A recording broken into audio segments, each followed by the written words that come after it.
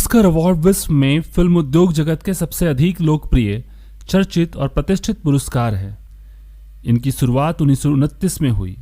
इन्हें ऑस्कर नाम बाद में दिया गया, पहले ये एकेडमी अवार्ड्स के नाम से जाने जाते थे। ये awards academy of motion picture arts and science नामक एक लाभ के लिए काम न करने वाले संगठन द्वारा दिए जाते थे, जिसकी स्थापना 1927 में उस समय के मोशन पिक्चर उद्योग के 36 सबसे प्रतिष्ठित लोगों ने मिलकर की थी। 1927 की शुरुआत में MGM स्टूडियो के प्रमुख लुइस बी मेयर और उनके 3 मेहमान अभिनेताओं कॉर्नल नागेल, निर्देशक फ्रेड नेबलो और निर्माता फ्रिड बिटसोन ने एक ऐसा संगठन बनाने की योजना बनाई जिससे पूरे फिल्म उद्योग को फायदा हो। उन्होंने फिल्म उद्योग के सभी क्रिएटिव विधाओं के लोगों के सामने यह प्रस्ताव रखने की योजना बनाई। 11 जनवरी 1927 को लॉस एंजल्स के एम्बेसडर होटल में 36 लोग डिनर पर मिले और international academy of motion picture arts and science की स्थापना के प्रस्ताव पर बात की गई। आमंत्रितों में उस समय की कई नामी हस्तियां शामिल थी, जैसे मेयर, मेरी Pickford, Sid Grauman, Jesse Lasky, George Cohan, Cecil B DeMille, Douglas Fairbanks, Cedric गिम्बस और इरविन थॉलबर्ग। सभी लोगों ने प्रस्ताव का समर्थन किया और मार्च महीने के मध्य में संगठन के अधिकारी चुने गए, जिनके अध्यक्ष डॉगलस फेयरबैक्स थे। 11 मई 1927 को राज्य द्वारा एकेडमी को लाभ के लिए न चलाए जाने वाले संगठन के रूप में एक चार्टर की अनुमति मिलने के बाद विल्टमोर होटल में संगठन की औपचारिक दावत हुई। 300 मेहमानों में से 230 ने $100 देकर एकेडमी की औपचारिक सदस्यता ली। उसी रात थॉमस एडिसन को एकेडमी की पहली मानद सदस्यता से सम्मानित किया गया। प्रारंभ में संगठन में 5 शाखाएं स्थापित की गई: निर्माता, अभिनेता, निर्देशक, लेखक और तकनीशियन।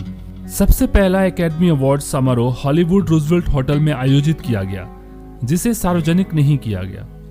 16 मई 1929 को होटल के वॉल्सम रूम में रखे गए रात्रि भोज में 270 लोगों ने शिरकत की। मेहमानों के लिए टिकट दर $5 थी।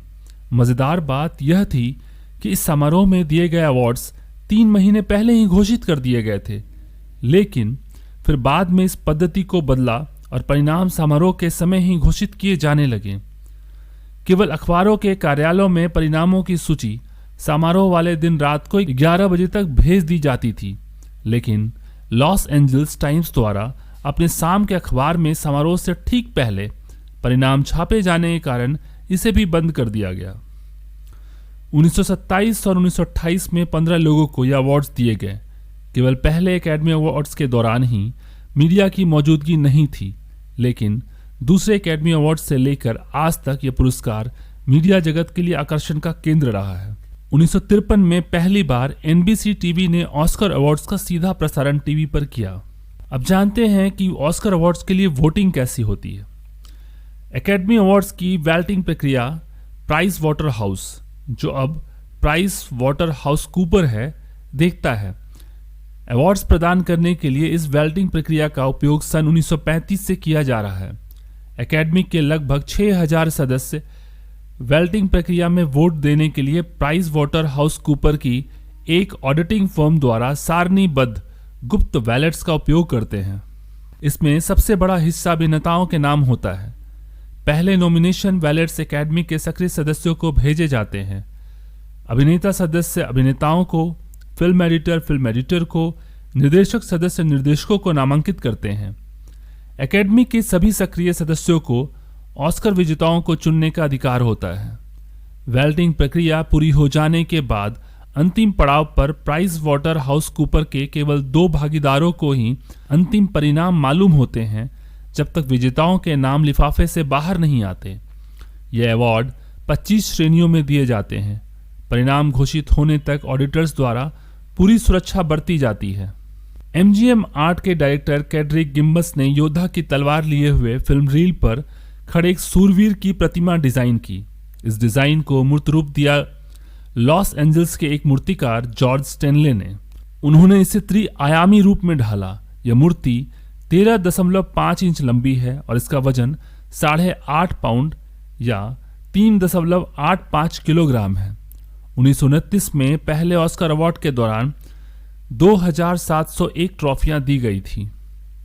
एकेडमी अवार्ड्स का नाम ऑस्कर होने के पीछे कई सारे तथ्य माने जाते हैं।